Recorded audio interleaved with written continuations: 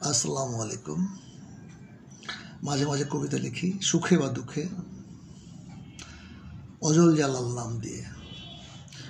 আমার এখনকার কবিতার নাম খেদ, অর্থাৎ আক্ষেপ। মৃত্যুর মিছিলে আমি তাহাদের দেখি, একে একে পিতা প্রপিতামহ পরম্পরার মেলা। পঞ্চপিতা লীন হয় নীল হয়ে অনন্ত ওপারে। একই বৃন্তে দুটি ফুল, বাঙালির অখণ্ড সত্তা। হরিপদ ভজু শেখ যেন হরিহর আত্মা, আপন উঠানে বুনে স্বর্গীয় নিবাস। কি অভিশপ্ত বিভাজন 47-এর মধ্য আগস্টে। বাঙালি সত্তার মূল মর্মবাণী ছিঁড়ে কুটে টুকরো হয় ধর্মীয় ঠিকানা খোঁজার বিষাক্ত গরলে।